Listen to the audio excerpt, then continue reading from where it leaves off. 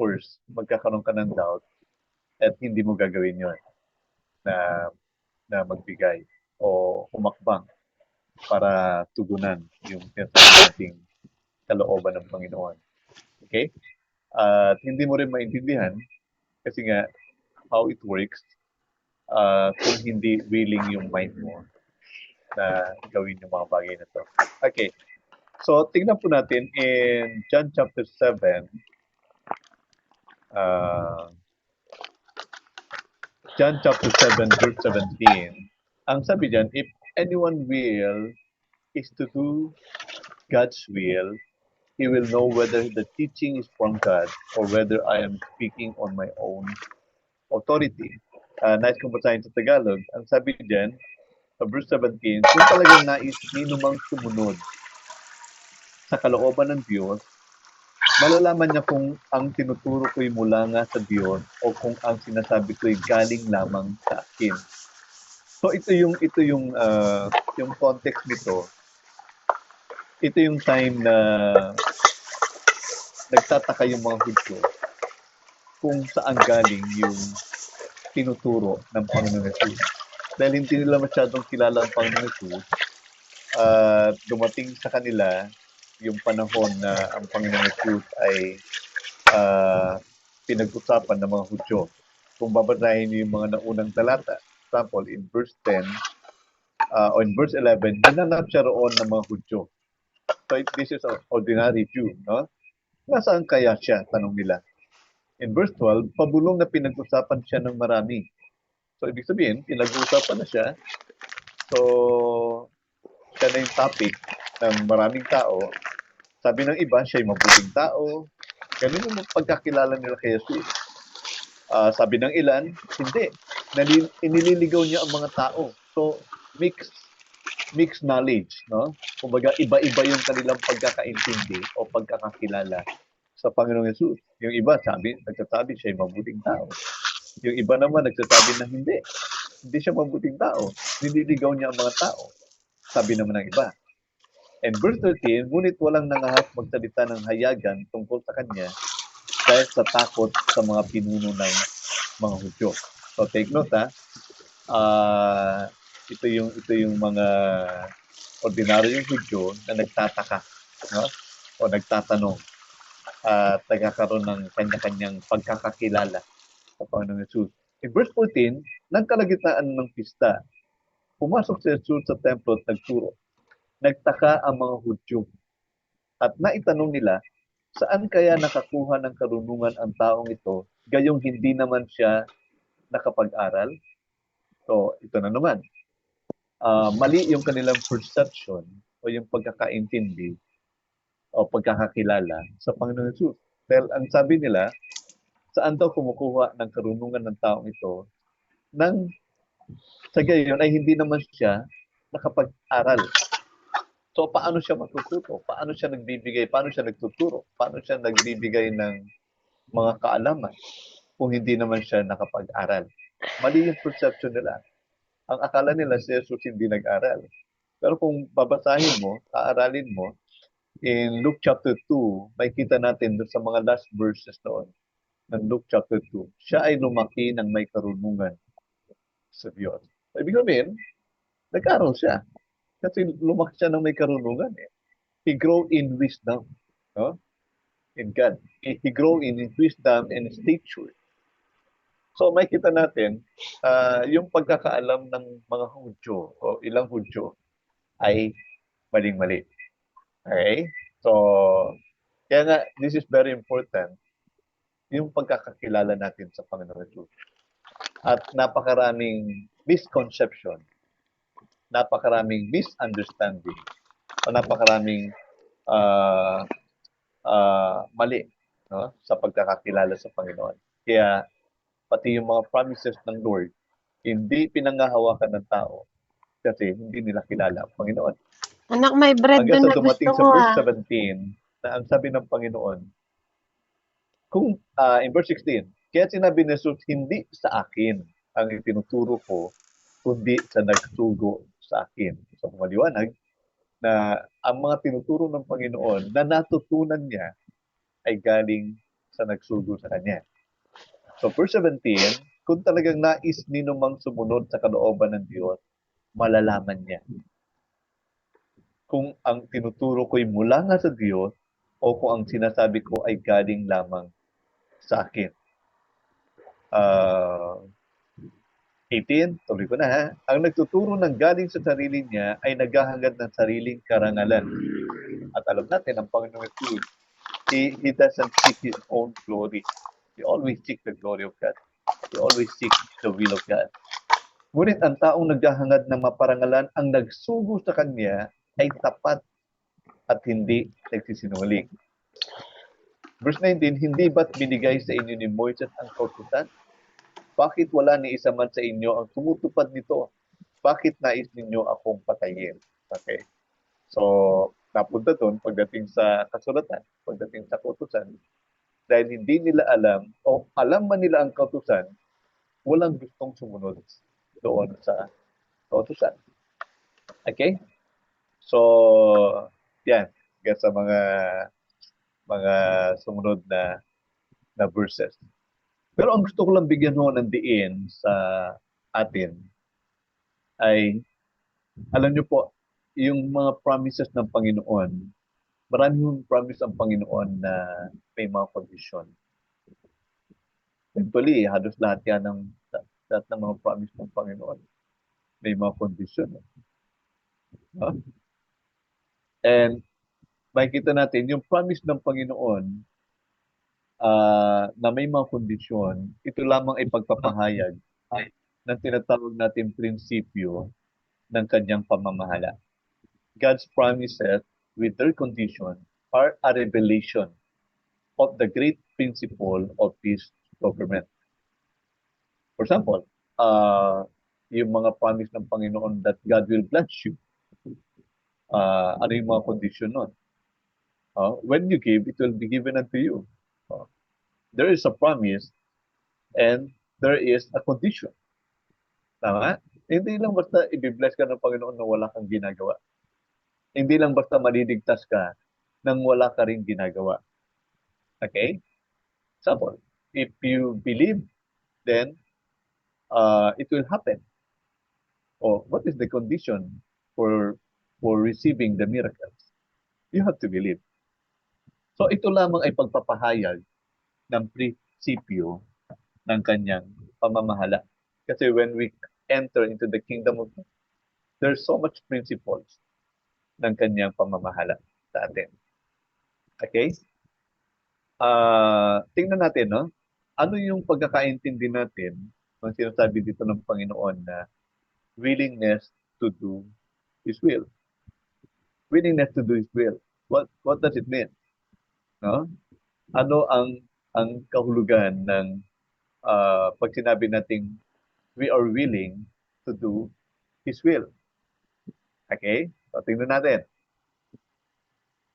Una, it involves understood sureness in His personality. Nakakatiyak tayo o naiintindihan natin yung kanyang personalidad. Yung kaya nga tinatawag natin na this is a relationship.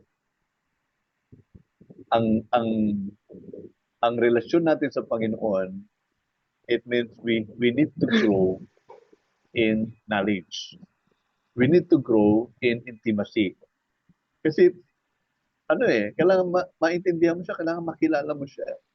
At kailangan sigurado ka sa kanyang personality. Because we should have no right to be willing to the will of God unless we had reason to confide in the perfection of His will. Yung character niya, makikita natin, yun yung nakapaloob, yung kanyang kalooban. So, pag sinabi natin we are willing, therefore, yung will niya ang dapat mangyari. Kung gusto natin maging willing, dapat yung kalooban niya ang dapat mangyari. Okay? And that His will is perfectly right. Dahil alam natin, yung kalooban niya ay perfecto. And also, nangangailangan din ang tinatawag nating conviction sa parte natin. Na ang Panginoon, He is omniscient. He knows everything and knows perfectly what He ought to will. At alam niya kung ano ang kalooban niya because He knows that His will is perfect. Tama? And He knows what upon the whole is best to be done. Kung ano yung pinaka-the best na pwedeng mangyari. Pwedeng mangyari sa atin, pwedeng mangyari sa kapwa natin, pwedeng mangyari sa buong mundo. You know it. So, that is His personality. And that His will is forever, and we call it unalterably just what it ought to be. So, yung mga plano ng Panginoon is perfect. No? Napaka-perfect nung para sa atin. Okay? Dapat kilala natin na ang Diyos, pag nagbigay siya ng promise sa atin, we know that the promise or the commandment or whatever, yung word ng Lord sa atin, that is perfect. Okay. Pangalawa, ibig sabihin nung if you're willing to do His will, okay, so tingnan natin yung ano, tingnan natin yung ibang mga, just an example. Alam niyo example ng ano, parable of the talent? Sinong nakabasa na itong parable na to? Parable of the talent. Basahin ko lang ano. Amen tayo. Meron daw isang lalaki, no? Master, no? Master to Panginoon, no? For it will be like a man going on a journey who called his servant, tinawag niya yung kanyang mga alipin, at pinagkatiwala sa kanya yung kanyang mga ari-arian. May isang Panginoon na tinawag niya ang kanyang mga alipin at pinagkatiwala sa kanya ang kanyang mga ari-arian. At yung una, binigyan niya ng 5 talents. This will be in Matthew 25, 14 to 30. To one, he gave 5 talents. To another, 2 talents. And to another one is 1 talent. And to each according to his ability. Okay? Then he went away. He who had received the 5 talents went at once and traded with them, and he made 5 talents more. Okay? So, ibig sabihin, ang binigyan ng 5 ay pinangalakal niya yung 5 na yon at tumubo siya ng 5. So, ganun din ang ginawa ng binigyan ng 2 talento. So, he had 2 talents, made 2 talents more. But he who had received 1 talent went and dug in the ground and hid his master's money. Now, after a long, the master of those servants came and settled accounts with them. And he who had received the 5 talents came forward. So, this is time, bumalik na yung master nila. Time to give an account. Magbibigay ng sulit, mag-report. Yung isa, nakatanggap ng 5 talento, lumapit, bringing 5 talents more. So, binabalik niya yung kanyang 5 talento. Sabi niya, Master, you delivered me 5 talents. Here, I have made 5 talents more. His master said to him, well done, good and faithful servant. You have been faithful over a little. I will set you over much. Enter into the joy of your master. Di ba? Ganda, di ba? So without any question, without any doubting sa personality ng kanyang master, he worked with it, 5 talents, and he gained more 5 talents. Okay? And ang sabi ng Panginoon sa kanya, well done and good, faithful servant. And verse 22, and also he had the 2 talents, came forward saying, Master, you delivered me 2 talents. Here I have made 2 talents more. So parehas. Although mas mababa ng konti, it doesn't matter. Ang importante, he gained more talent and he is faithful to what he has given to him. His master said to him, well done, good and faithful servant. You have been faithful over a little. Over a little. I will set you over much. So, take note either it is big, ang binigay sa ng Panginoon, or little, the important is you have to be faithful and you know your master well. Okay? Kilala mo ang iyong Panginoon. Okay? His master said to him, "Well done, good and faithful servant. You have been faithful over a little. I will set you over much." So, little, pero much. Ibig sabihin, little, faithful siya sa maliit, pero bibigyan siya ng malaki. Diba? The key is being faithful. Enter into the joy of your master. He also who had received the 1 talent came forward saying, "Master, I knew you to be a hard man." So ito na ang sinasabi natin. Hindi niya kilala. Mali ang pagkakilala niya sa kanyang Panginoon. Ang pagkakilala niya, sabi dito, "I knew you to be a hard man." Okay? Sinabi ba yun ng dalawang nauna? Di ba hindi? Dahil alam nila na hindi ganun ang kanilang Panginoon. Pero itong binigyan ng isang talento, sabi niya, I knew you to be a hard man, reaping where you did not sow. Ayun ang pagkakakilala niya sa kanyang Panginoon. But that is a lie. Di ba? And gathering where you scattered no seed. Ha? Ikaw daw ay umaani ng hindi mo itinanim. At ikaw ay umaani ng hindi naman sa iyo. In verse 25, so I was afraid, and I went and hid the talent in the ground. Here, you have what is yours. Pag pinalik niya yung talento, nang walang pakinabang. But his master answered him, "You wicked and lazy servant, slothful servant. You knew that I reap where I have not sown and gather where I scattered no seed." Question, ha? Di ba? Question. So, yun ang pagkakaalam mo sa akin. Okay? Then you ought to have invested my money with a banker, and at my coming I should have received what was my own with interest. So take the talent from him and give it to him with the 10 talents. For to everyone who has will more be given, and he will have an abundance. But from the one who has not, even what he has will be taken away. And cast the worthless servant into the outer darkness. In that place there will be weeping and gnashing of teeth. So tingnan niyo mabuti. Yung pangatlong alipin, iba ang pagkakakilala niya sa kanyang Panginoon. So that's why yung kanyang action is iba dun sa mga nauna. Kasi ang alam nung nakatanggap ng limang talento, ang kanyang Panginoon ay generous, right? Yung pangalawa nakatanggap ng kanyang ng 2 talento, ganun din. Pero yung nakatanggap ng isang talento, mali ang kanyang pagkakakilala. So, this is very important. Kasi pag mali ang ating pagkakakilala, either we're not going to use our life in a way God's want us to use. Tama? Pag mali ang pagkakakilala natin sa Diyos, hindi rin natin magagamit yung ating pera, kung meron man tayong pera, sa tamang paggamit kasi hindi natin talagang kilala ang Diyos. For example, sa pagbibigay nga ng offering. Many are not giving their offering or help to others.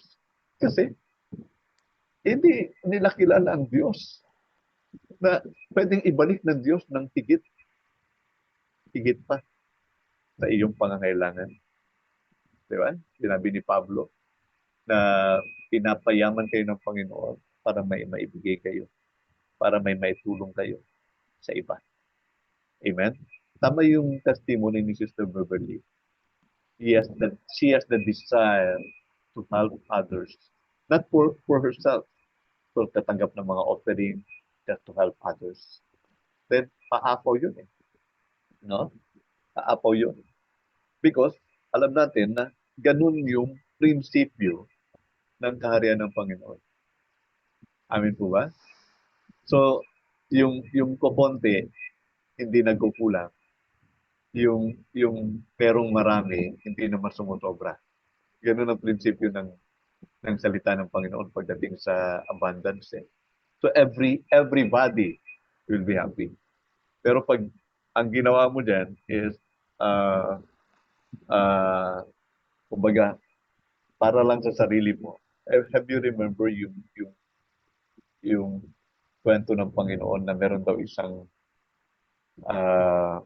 meron daw isang mayaman na umani ng sagana sa kanyang bukirin. Di ba? Umani siya ng sagana sa kanyang bukirin. Tapos, ang una niyang nakita, anong gagawin ko? Yun ang tanong niya, anong gagawin ko? Ha? Alam ko na, sabi niya. Papagiba ko yung aking maliit na kamalig at magpapatayo ako ng mas malaking kamalig. And that is normal sa isang businessman. Kasi nag-grow yung business mo. So, ang gagawin mo is you want it more. Pero yung pangalawang plano, plano pa lang yun eh. Sinasabi niya pa lang sa sarili niya yun eh.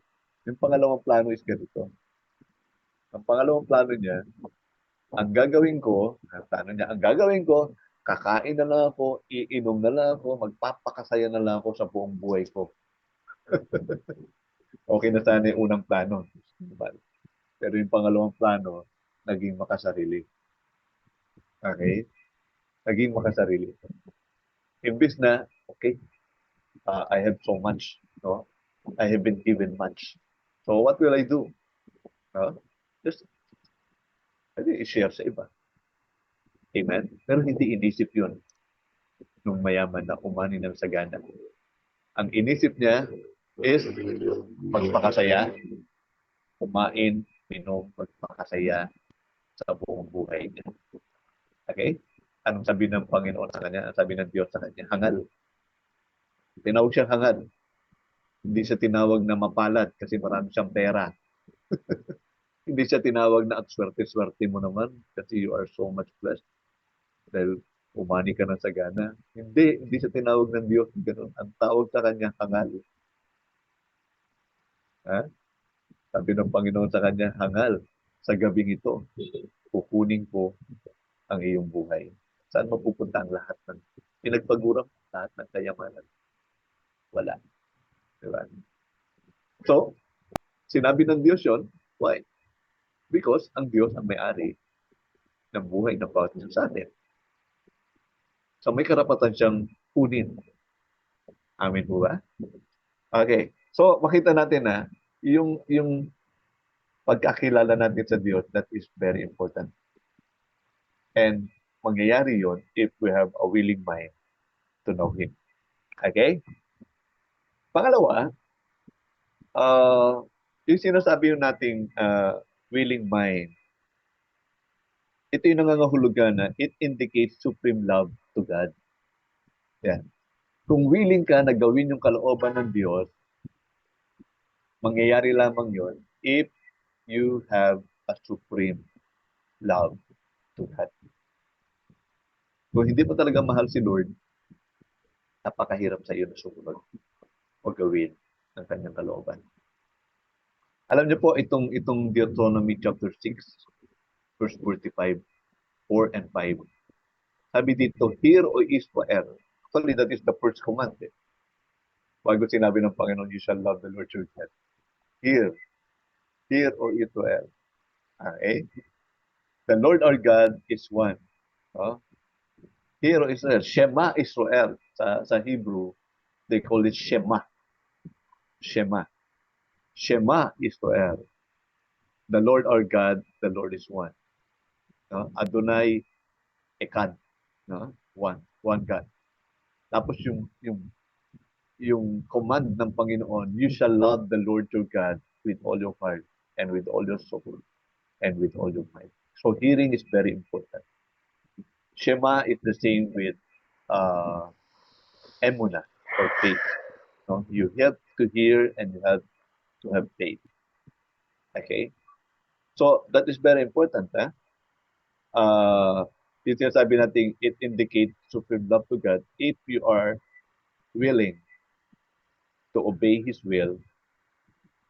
Importante o nangangahulugan, you have to have a supreme love to God. If you love yourself more than God, then you will not do His will. Okay? But if you want to do His will, that indicates a supreme love to God. Okay? Pangatlo, it indicates a supreme regard to God's authority. Yung authority ng Diyos sa atin na what does it mean? Siya ang may-ari ng lahat ng bagay. Gaya nung binasa natin kanina, yung faithful servant, no? Niregard nila o inisip nila o alam nila na ang Diyos ang may-ari ng ibinigay sa kanila. Kasi, di ba, pinamahala sa kanila yung property, yung talento. So, ganun din sa atin. Huwag natin sabihin na atin itong buhay na to. Gagawin ko ang lahat ng pwede kong gawin. Sinabi na yun ng mangmang. Ang sabi ng mangmang, walang Diyos. So, it means, pag sinabi niya walang Diyos, I am God. Ako ang Diyos. Ako ang may-ari ng sarili ko. Yan. Sinasabi ng mangmang yun. Walang Diyos. At hindi natin sasabihin yun because we know that there is God. And we regard the supreme authority of God's in our life. Na siya ang may-ari ng lahat ng meron tayo. Kung ano man ang meron sa atin, kayamanan man yan, talento man yan, anything, lakas man yan, talino man yan, kagandahan man yan, kagwapuhan man yan, that comes from above. James chapter 1 verse 17. Every good and perfect gift comes from above. Okay? Because we know that is the authority sa lahat ng bagay na yan. Okay? Number 4, it implies an intense desire and willingness to do our utmost to glorify God. So pag willing tayong gawin ang kalooban ng Panginoon, ibig sabihin, lahat ng gusto nating gawin ay para lamang sa kalooban ng Diyos. In 1 Corinthians 10:31, whether therefore ye eat, kahit kakain ka lang. This is very important. Kasi pagdating sa pagkain, maraming bumabagsak. Minsan, nalilimutan natin kumain ng ano ba talaga yung gusto ng Diyos na kainin natin. Dapat we have to be careful with that. Di ba?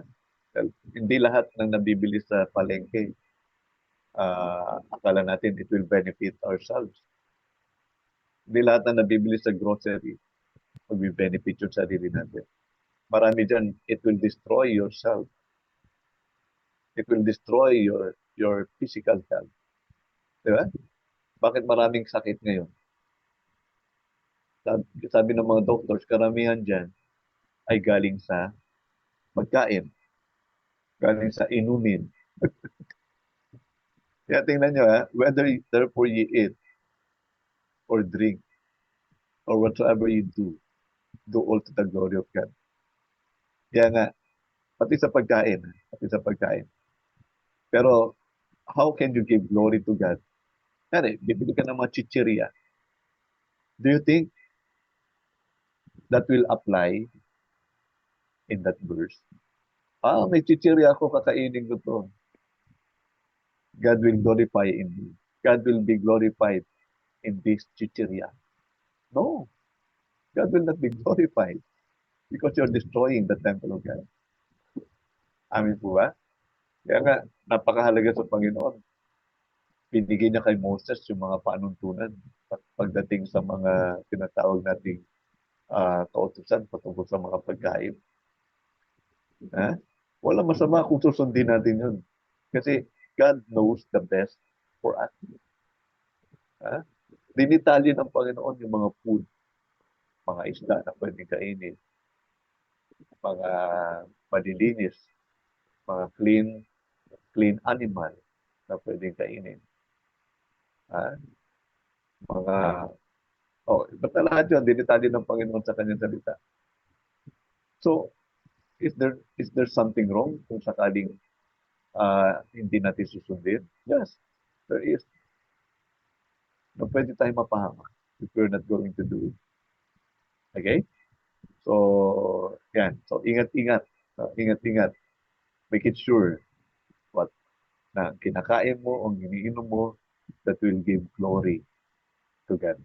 Or whatsoever you do all for the glory of God. Okay? So, hindi ako nag-aano ha, baka sabihin nyo, masyado naman si Tatay Rebe, pati ba naman pagkain eh. No? Kasi meron sa Bible, na pag pinagpasalamat daw, no, ay nililinis ng Diyos. And that's right. Totoo yun. Pero there are certain food na it is not considered food. No? Di ba? Not considered food. Na hindi naman tinuturing ng Panginoon o ng Biblia o ng kasulatan na talagang pagkain. Minsan, masyado tayong uh, uh, nakikipag-debate patungkol sa pagkain.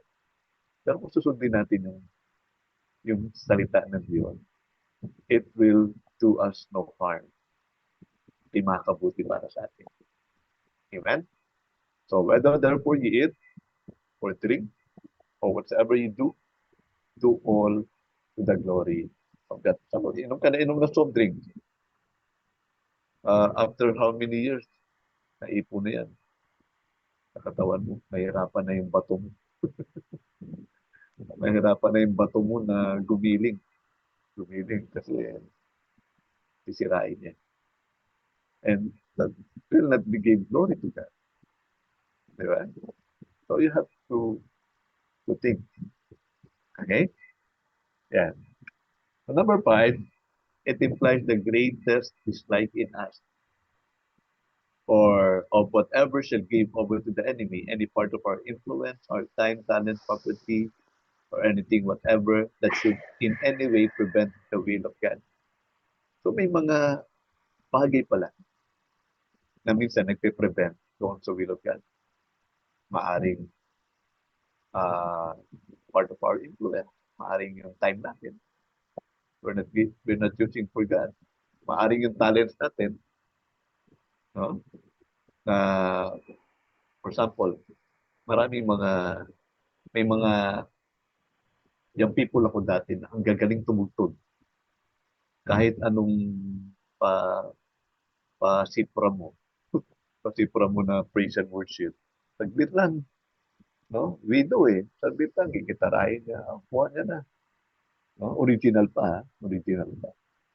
Pero sila din, pag tinatugtog mo sila ng worldly song, ang gagaling din. Marami pa sila alam na worldly song kaysa worship. Alam nyo, it's very, very ano eh. Dito nga tayo pinag-iingat ng Diyos eh. Pagdating sa mga ganyan talento. Kasi kung hindi ka maingat sa talento mo, pwede mo magamit doon. Pwede mo magamit ito sa kaaway. Kala natin nagbibigay ng glory. Pag nasa church, puro worship song, puro praise and worship. Pag nasa labas, puro worldly song. Oh, di ba?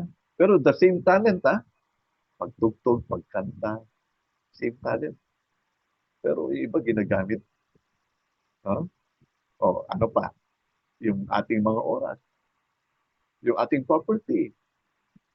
O, di ba? Is there a time na ginamit mo yung property mo para sa kaaway? For anything, whatever. Di ba? Kaya nga, ingat din mo tayo. If we want to do the will of God, dapat yung mga bagay na nagpe-prevent na mangyari yung kalooban ng Diyos, isinasaway natin. Sinasaway natin. Amin po ba? Okay. So, sana tayo.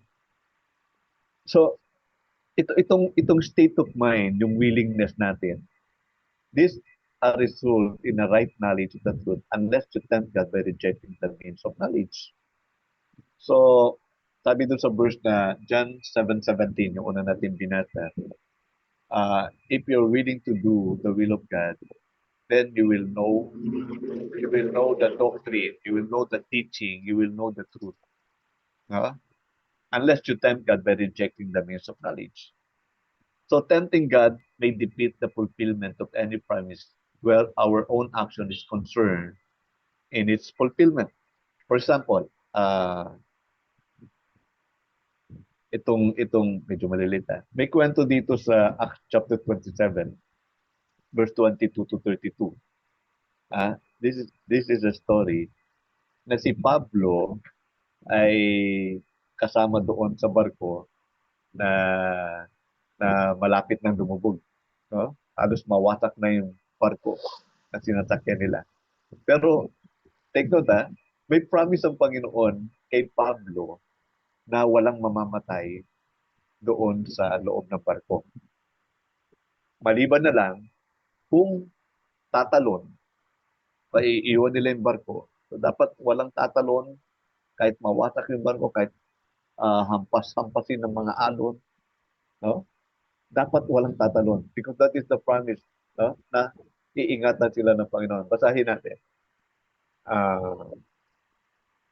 Ito ngayon ang medyo maliliit, sorry. Ito ngayon ang payo ko, lakasan ninyo ang inyong loob sapagkat walang mamamatay isa man sa inyo, sabi ni Pablo. Kaya nga lamang mawawasak yung barko. Nagpakita sa akin kagabi ang isang anghel ng Diyos na nagmamay-ari sa akin at siya kong pinaglilingkuran. So sinabi niya sa akin, huwag kang matakot. That is the command. Huwag kang matakot. Pablo, dapat kang humarap sa emperador, ang alang-alang sa iyo ililigtas ng Diyos ang lahat ng kasama mong naglalakbay. So that is the promise. Ililigtas ang lahat ng kasama mo doon sa barko. Kaya tibayan ninyo ang inyong loob, mga kasama. Nananalig ako sa Diyos na mangyayari ang lahat ayon sa sinabi sa akin, according to the promise. No? Kaya lamang, papapadpad tayo sa isang pulo. 14 na gabi noon na kami napadpad sa gitna ng dagat Mediteraneo, nang maghahating gabi na, napuna ng mandaragat na nalalapit na kami sa pampang. Gamit ang isang panaling may pabigat sa dulo, yung angkla, sinukat nila ang lalim ng tubig at nakitang may 40 metro ito, so 40 meter na lang. Pagsulong pa nila ng bahagya ay muli lang sinukat at nakitang may 30 metro, so pababaw ng pababaw. Ay, kaya lang. Pagsulong pa nila ng bahagya ay muli nilang sinukat, nakitang may 30 metro na lang. Sa takot na sumadsad kami sa batuhan, inihulog nilang 4 na angkla sa hulihan ng barko at ipinanalangin mag-umaga na sana. At tinangka ng mga mandaragat na tumakas mula sa barko. Kaya't binaba nila sa tubig ang bangka at kunwari maghuhulog ng angkla sa unahan ng barko. Kung sabi ni Pablo sa kapitan at sa mga sundalo, kapag hindi nanatili sa barko ang mga taong yan, hindi kayo makakaligtas. Okay? So, ibig sabihin, they are tempting God for the promise ng God na ililigtas sila. Okay? Bagamat, wala lang tatalon, wala lang tatakas. Kaya't nilagot ng kawal ang lubid ng bangka at hinaya itong mahulog. Yan. Basahin nyo mabuti yung ano niya, ang ganda-ganda ng kwento. Why? Alam niyo po, may mga promise ang Lord sa atin. May mga commands siya. Yung mga promise niya, may mga kondisyon. May mga kondisyon. Kagaya nito, yung promise ng Panginoon sa kanila through the angel is ililigtas ang lahat ng sakay ng barko. Okay? With a condition na walang aalis sa loob ng barko. Walang tatalon, walang tatakas, whatever. That is the condition. At yung sinasabi ni Pablo, kapag hindi nanatili sa barko ang mga taong yan, hindi kayo makakaligtas. Okay? Pero, yung marami mga tao na tinitempt nila ang Panginoon. Tinitempt nila ang Panginoon. Okay? Minsan, they don't want to believe what God has promised for them. They don't want to believe. They don't want to do the will of God. O kung pagkaroon sila ng kaalaman, they are rejecting that wisdom, that knowledge from God. Okay? So next, in Proverbs chapter 2, 1 to 9, uh, sabi dyan, My son, if thou wilt receive my words and hide my commandments with thee, so that thou incline thine ear unto wisdom and apply thine heart to understanding. Yea, if thou cry after knowledge and liftest up thy voice for understanding, if thou seekest her as silver and searchest for her as for hidden treasure, then shalt thou understand the fear of the Lord and find the knowledge of God. For the Lord giveth wisdom, out of his mouth cometh knowledge and understanding. He layeth up sound wisdom. For the righteous is a buckler to them that walk uprightly. He keepeth the path of judgment, and persevereth the way of his saint. Then shalt thou understand righteousness and judgment and equity. He, every good path. Doon mo palang maintindihan, ano? Ang tinatawag nating katuwiran, ang tamang pagpapasya. Okay? At mabubuting bagay o mabuting paglakad. Okay? Kung tatanggapin mo ang aking salita at ilalagay ang aking kautusan sa iyong puso. Kung papakinggan mo ang karunungan at i-apply mo ang understanding, kung hihingi ikaw ng knowledge at itataas mo yung boses para maintindihan o para magkaroon ng understanding. Kung hahanapin nito gaya ng silver o hahanapin mo to gaya ng isang natatagong kayamanan, then maintindihan mo yung pagkatakot sa Panginoon. Okay? So makikita natin yung mga kondisyon, a willingness to receive and treasure out His word as of great importance. Ang kondisyon dyan ay makakatanggap ka, willing ka tumanggap ng treasure ng kanyang mga salita at ito ay gagawin mo ng napakahalaga, napaka-importante sa iyo. And also willingness to incline the ear and apply the heart. Tenga at puso. Importante po yan.